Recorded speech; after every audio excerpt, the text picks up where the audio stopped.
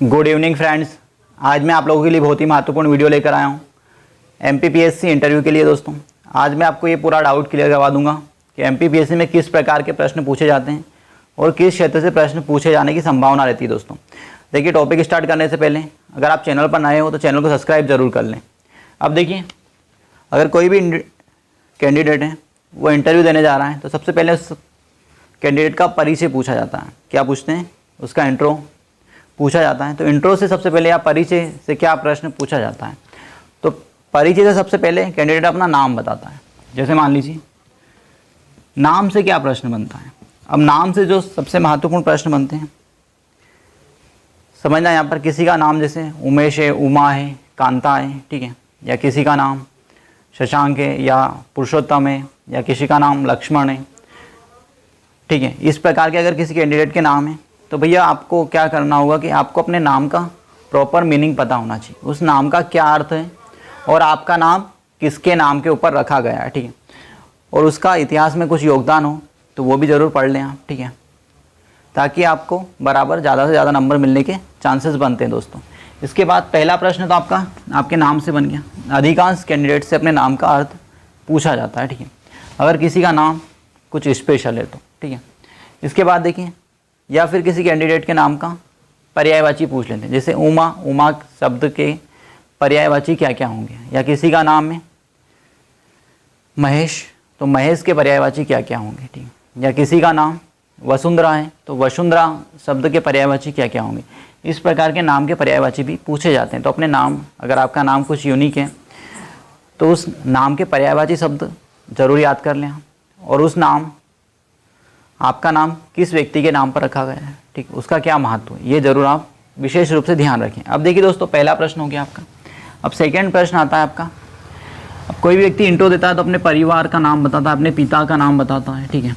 तो परिवार से प्रश्न पूछा जाता है, और विशेषकर उन कैंडिडेट के परिवारों से ज़्यादा प्रश्न पूछे जाने के चांसेस होते हैं जिन कैंडिडेटों के फैमिली बैकग्राउंड में कोई व्यक्ति सिविल सर्विसेज में होता है, ठीक है। अगर कोई किसी परिवार का कोई सदस्य सिविल सर्विसेज में है तो उस कैंडिडेट से बराबर उसकी फील्ड से संबंधित कोई ना कोई प्रश्न जरूर पूछा जाएगा, ये चांसेस बनते हैं। तो बराबर अपने परिवार के बारे में, या आपके जो भी परिवार का कोई भी सदस्य शासकीय नौकरी में, तो उसके बारे में बराबर सारी इन्फॉर्मेशन ले लें आप कि कौन से डिपार्टमेंट में है, कौन सी पोस्ट है, ठीक है, ये बराबर आपको पता होना चाहिए। इसके बाद देखिए दोस्तों, अगला जो प्रश्न बनता है आपका एजुकेशन से बनता है, शिक्षा से। जैसे मान लीजिए किसी कैंडिडेट ने बीए, बीकॉम, बीएससी, एमएससी वगैरह किया हुआ है, या एमफिल, पीएचडी किया हुआ है, या किसी ने एमबीए, बी फार्मा, बीएमई करा है, तो उससे कि एजुकेशन से प्रश्न पूछा जाता है। एजुकेशन से प्रश्न इस प्रकार से आता है कि आपने एजुकेशन कहाँ प्राप्त किया है, ठीक है, एक प्रश्न हो गया। फिर इसके बाद जो अगला प्रश्न बनता है शिक्षा से कि भैया आपका फेवरेट सब्जेक्ट क्या था, ठीक है, आपका सबसे पसंदीदा विषय कौन सा था, उस विषय में कौन से टॉपिक अच्छे लगते हैं आपको, उससे संबंधित या उस विषय से संबंधित कोई एक प्रश्न पूछा जा सकता है, 1, 2, 4 प्रश्न, या उससे उप प्रश्न भी पूछे जाते हैं, ठीक है। इसके ऊपर हम अलग से डिस्कशन करेंगे एक एक टॉपिक के ऊपर दोस्तों, ठीक है, वो अगले वीडियो में करेंगे। तो आज मैं आपको केवल ये बताने वाला हूँ कि कौन से प्रश्न पूछे जाते हैं इंटरव्यू में, कौन कौन से टॉपिक से प्रश्न आपको आने वाले हैं। तो देखिए, शिक्षा से हो गया दोस्तों। इसके बाद अगला प्रश्न आता है निवास से। अगर कोई कैंडिडेट है वो जहाँ रह रहा है, जैसे किसी गांव में रह रहा है, किसी शहर में रह रहा है, या किसी महानगर में रह रहा है, तो वो शहर, महानगर या गांव किस लिए प्रसिद्ध है, ठीक है, और वहाँ पर अगर कोई महापुरुष हुआ है, कोई महत्वपूर्ण व्यक्ति है जिसका किसी प्रकार का योगदान है, ठीक है, या किसी आंदोलन में उसने बहुत ज़्यादा पार्टिसिपेट किया है, तो उस व्यक्ति के बारे में बराबर इंटरव्यू में पूछे जाने के चांसेस होते हैं, ठीक है।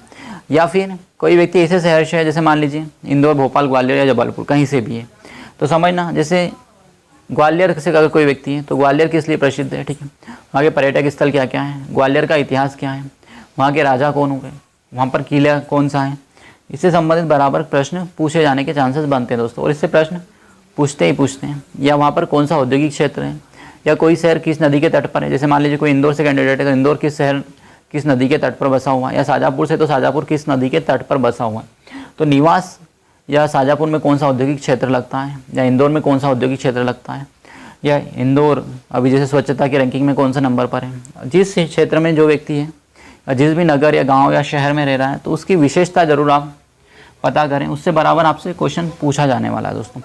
इसके बाद देखिए आगे जो बढ़ते हैं, हॉबी। हॉबी से क्या प्रश्न पूछा जाएगा भैया? अब किसी व्यक्ति की हॉबी, जैसे मान लीजिए क्रिकेट है, तो क्रिकेट से बराबर उससे प्रश्न पूछा जाएगा कि भैया क्रिकेट में भी भारत लास्ट वर्ल्ड कप कब जीता था, या किसकी कप्तानी में जीता, या किसी का हॉकी है तो हॉकी में भारत ने ओलंपिक में कितने पदक जीते, किसी कप्तान मतलब कौन कैप्टन था उस समय, ठीक है।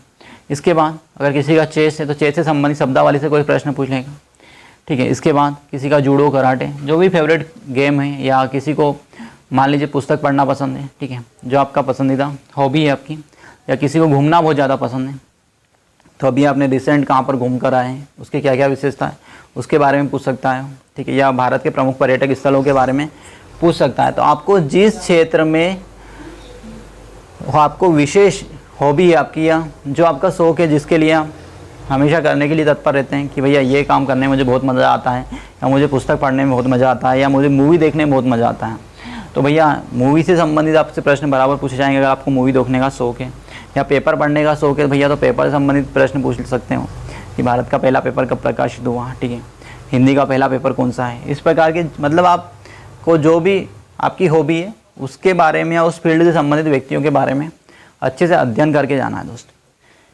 इसके बाद देखिए आगे जो अगला प्रश्न बनता है आपका करंट से। अब देखिए करंट के प्रश्न किस प्रकार के बनते हैं दोस्तों? करंट के प्रश्न बनते हैं भैया, पहला तो आपका जिस भी स्टेट के यहाँ स्टेट से संबंधित कोई योजना वगैरह चलाई गई है करंट में, या कोई महत्वपूर्ण घटना घट गई है आपके राज्य में, जैसे मध्य प्रदेश में अगर कोई घटना घटती है महत्वपूर्ण, तो उससे संबंधित प्रश्न बराबर पूछा जाता है। जैसे अभी रिसेंट में मध्य प्रदेश में कहाँ पर चुनाव हुआ, कौन सा विधायक जीता, या कौन सी पार्टी वहाँ पर विजय रही, इससे संबंधित प्रश्न पूछे जा सकते हैं। या फिर जैसे मान लीजिए कोई महत्वपूर्ण चर्चित व्यक्ति है उस राज्य में अभी, जिसका निधन वगैरह हो गया, तो उसके बारे में पूछ सकते हैं। या फिर क्या हुआ, उस राज्य से संबंधित कुछ महत्वपूर्ण योजना केंद्र या राज्य सरकार के द्वारा बनाई गई है, तो उससे संबंधित बराबर प्रश्न पूछे जाने के 101% चांसेस बनते हैं दोस्तों वहाँ पर। इसके बाद देखिए आगे क्या प्रश्न बनता है भैया करंट में, तो ये तो एक राज्य का हो गया। फिर देश से संबंधित कोई प्रश्न पूछा जाता है करंट में, जैसे मान लीजिए कोरोना के लिए कोई महत्वपूर्ण योजना चलाई है भारत सरकार ने, ठीक है। जैसे मध्य प्रदेश में भी कोरोना के लिए मध्य प्रदेश सरकार ने कुछ महत्वपूर्ण योजनाएं चलाई हैं, इसी प्रकार से केंद्र सरकार ने भी कुछ महत्वपूर्ण योजनाएं चलाई हैं, ठीक है। जैसे कोरोना के लिए भारत सरकार ने कौन कौन से टीके प्रोवाइड हो रहे हैं अभी हमारे यहाँ पर, हमें कौन कौन से देशों से सहायता आ रही है, ठीक है, कौन से देश ने कौन सा टीका वगैरह पहुँचा है, तो इस प्रकार के प्रश्न पूछे जाते हैं, ठीक है, देश के अंदर और विदेश से संबंधित। अब देखिए अंतर्राष्ट्रीय स्तर पर क्या प्रश्न आते हैं आपको, अंतर्राष्ट्रीय स्तर के जो प्रश्न होते हैं दोस्तों, जैसे अभी गाज़ा पट्टी विवाद बहुत महत्वपूर्ण चर्चा में रहा, ठीक है। फिर इसके बाद सुएज नहर में एक जहाज़ फंस गया, इस संबंध में प्रश्न पूछे जा सकते हैं। इसके बाद 2 तूफान आए थे महत्वपूर्ण अरब सागर में और बंगाली खाड़ी में, इनके बारे में पूछा जा सकता है। अभी लेटेस्ट बता रहा हूँ मैं आपको ना। तो राष्ट्रीय, अंतर्राष्ट्रीय और प्रदेश के सभी प्रकार के करंट पर विशेष ध्यान दें, ठीक है दोस्तों। अब देखिए ये कुछ महत्वपूर्ण प्रश्न हो गए। अब इसके बाद मैं इन टॉपिकों के ऊपर एक के ऊपर आपको पूरा डीप में समझाने वाला हूँ दोस्तों कि किस प्रकार का प्रश्न पूछा जाएगा और उसका आंसर आपको किस प्रकार से देना है, ठीक है। अब देखिए वीडियो ज़्यादा लंबा हो जाएगा, इसलिए हम बाकी जो टॉपिक्स है वो अगले वीडियो में कवर करेंगे। अगर आपको ये वीडियो अच्छा लगा हो तो वीडियो को लाइक करें, और चैनल पर नए हो तो चैनल को सब्सक्राइब ज़रूर करें। Thank you.